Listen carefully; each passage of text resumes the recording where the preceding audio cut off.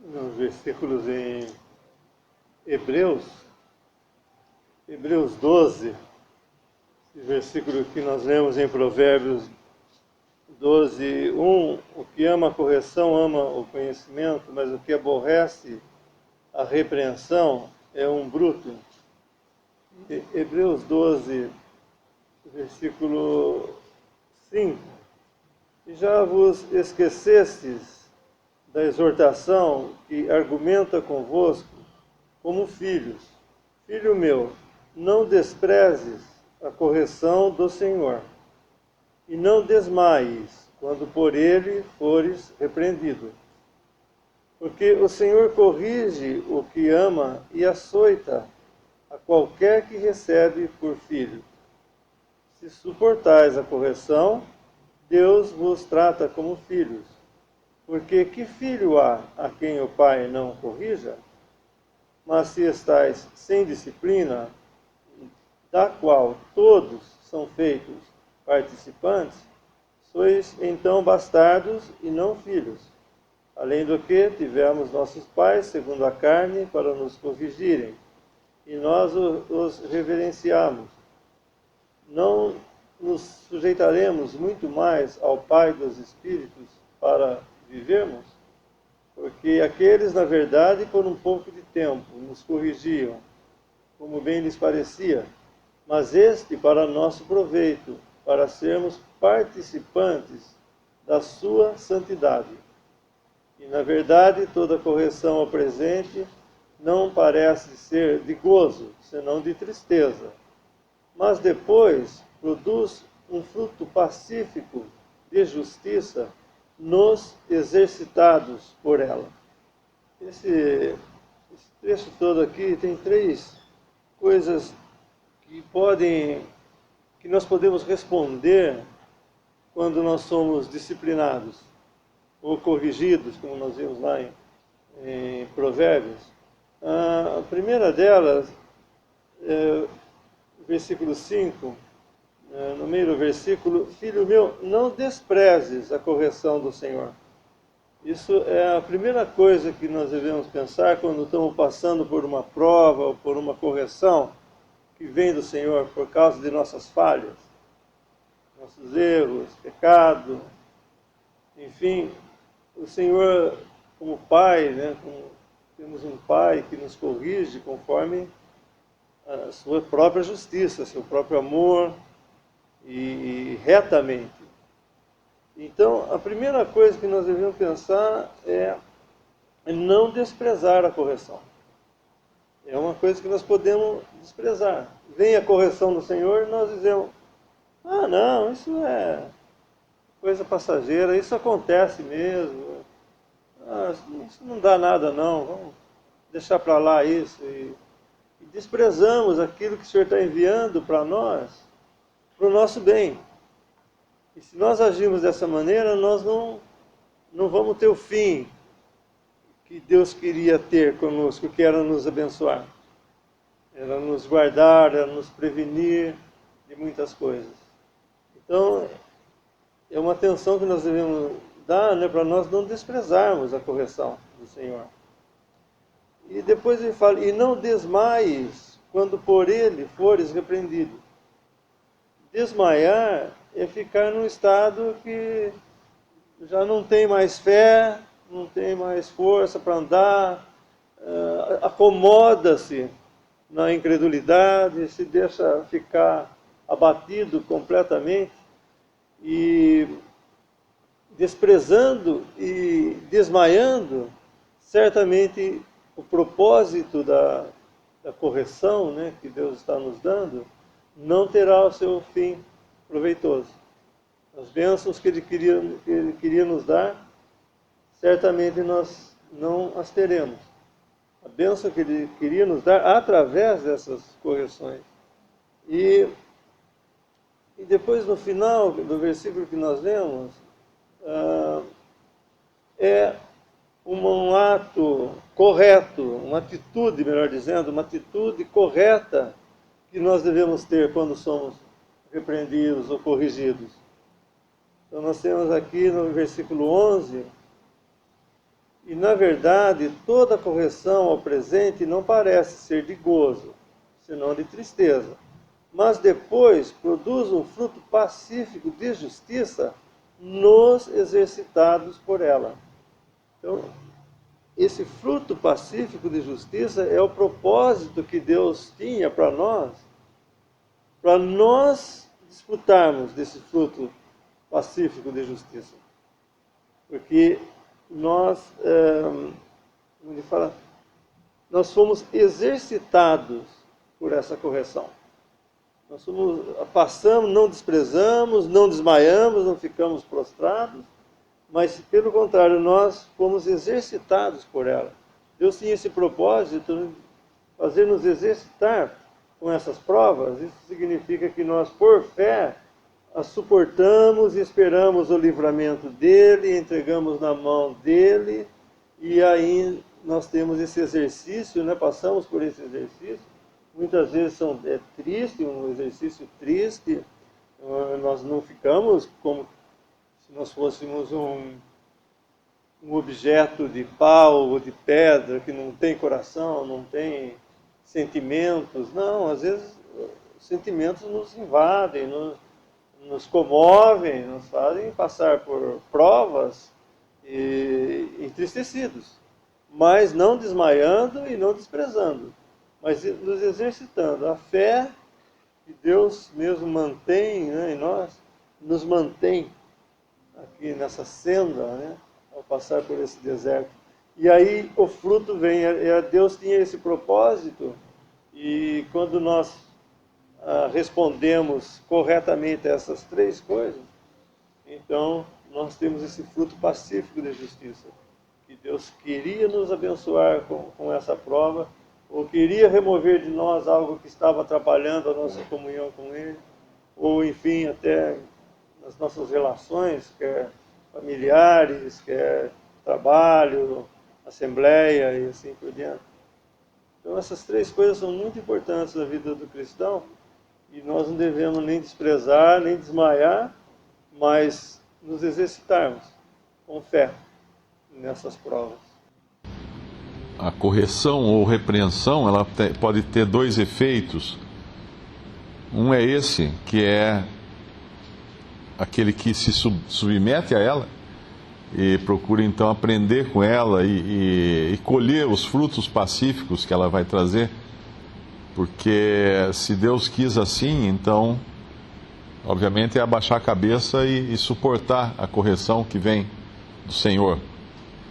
O outro efeito, a outra consequência da correção pode ser justamente o contrário, deixar a pessoa mais avessa a ser corrigida. Eu não lembro se é um provérbio que fala, o homem que muitas vezes é repreendido, endurece a cerviz e virá e cairá, ou alguma coisa assim, virá dano a ele. Eu não me lembro agora a passagem, se algum irmão lembrar. É o homem que muitas vezes é repreendido e endurece a sua cerviz. Ele então fica sujeito a um dano maior do que a correção. Porque se eu corrijo o meu filho para ele não fazer algo, porque ele pode se machucar, e ele me atende, ele não se machuca, ele vai ser poupado das dores, né? Mas se ele insiste, e vai e faz de novo, no fim ele pode se machucar seriamente, porque ele endureceu a sua cerviz, né? O que é isso? Ele fechou os ouvidos, ele travou seu rosto, ele não deu confiança alguma à correção. Então existe sempre esse perigo, esse risco de nós nos tornarmos... Você encontrou? Provérbios 29:1. O homem que muitas vezes repreendido endurece a cerviz, será quebrantado de repente sem que haja cura. Provérbios 29:1. Então, isso é que nem injeção, né? Quando eu era criança, eu me lembro que era um desespero. Só de pensar em ir até a farmácia, tomar uma injeção, aquilo era uma tortura. Mas eu sabia que a hora que tomasse a injeção, tinha acabado. Já tinha resolvido o problema e não tinha mais. Então, quanto mais eu me debatia, pior ficava a situação. E assim somos nós também, quando somos corrigidos. E esse capítulo e os próximos, o capítulo 13 e o 14, eu creio que também o 15, ele tem um número muito grande da palavra mas. Até o versículo 1 dele, o que ama a correção, ama o conhecimento, mas o que aborrece a repreensão é um bruto. Isso é uma maneira de Deus indicar que existem sempre duas maneiras de nós fazermos as coisas, ou de nós reagirmos a alguma coisa. Existem duas maneiras, a certa e a errada. E é um guia bom para nós esses provérbios, né? Esse livro de provérbios é um guia bom para o cristão também, sabendo que são coisas muito práticas da vida, do dia a dia. É sempre nós perguntarmos o que virá depois desse mas. Muito bem, eu estou numa situação, a minha primeira reação é essa, mas e a segunda reação, qual pode ser? Qual pode ser a segunda abordagem que eu vou dar a essa questão, a esse problema, a isso que aconteceu comigo, ou a uma decisão que eu tenho que tomar? Qual a outra? Porque nós sabemos que nós colhemos fruto das nossas decisões erradas. Nós tomamos uma decisão errada e aí a vida inteira depois nós ficamos colhendo frutos daquela decisão que nós tomamos errada. Aquela passagem do Evangelho, tudo que o homem semear, isso também ceifará. É aqui na vida. É aqui nessa vida. Em Atos, né? É Gálatas, perdão, é Gálatas. Tudo que o homem semear, isso também ceifará. Não é para a eternidade isso. É claro que na eternidade, se nós não crermos no Senhor Jesus nessa vida, nós somos perdidos eternamente, não tem jeito. Mas isso nós já estávamos perdidos antes de decidirmos não crer, né? Porque só existe uma opção, que é crer. Não existe uma opção de não crer para o homem. Existe a de crer, uma vez que ele já se encontra perdido nos seus delitos e pecados. Mas há também decisões que nós tomamos como cristãos que poderão custar na eternidade o galardão ou a glória para Deus que nós às vezes deixamos de dar. Mas tudo que o homem semear, isso também ceifará, são as nossas decisões aqui. E nós colhemos aqui o fruto ou as consequências das nossas decisões. Agora, é sempre bom lembrar, como o irmão falou, que nós estamos debaixo de um pai. Não é um tirano, não é um sádico que quer acabar conosco, quer nos pisar no pescoço, não. É um pai. É um pai. Nós, como filhos, quando éramos pequenos, nós poderíamos olhar para os nossos pais e achar que eles queriam o nosso mal, que eles estavam fazendo alguma coisa por prazer, né, de nos disciplinar, mas hoje nós entendemos melhor. E Deus é um pai, e Deus disciplina, e Deus faz pesar a sua mão também sobre nós quando andamos errados, para que não aconteça coisa pior. Quando o Senhor Jesus, numa passagem, ele fala alguma coisa acho que ele cura alguém, e ele fala: vai e não peque mais, para que não te suceda coisa pior. Então, Deus cuida de nós como um pai também. E eu gosto de lembrar o caráter do Senhor quando ele andou aqui. Em Mateus 12, diz uma profecia de Isaías, repetida ali em Mateus 12: não pisará a cana quebrada e nem apagará o morrão que fumega. Esse era o caráter do Senhor aqui nesse mundo. Como era esse caráter? Dele não apagar, não pisar a cana quebrada e nem apagar o morrão que fumega. Aquilo que já estava quebrado, ele não ia pisar, ele não ia aumentar a dor e o sofrimento.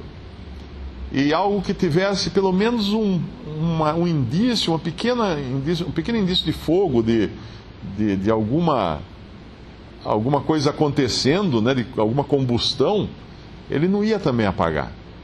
E assim é também a maneira como Deus trata conosco. Ele nos vê quebrados e Ele não vai levar a gente até o extremo de nos desesperarmos e não vai também tirar aquele último fôlego que a gente possa ter.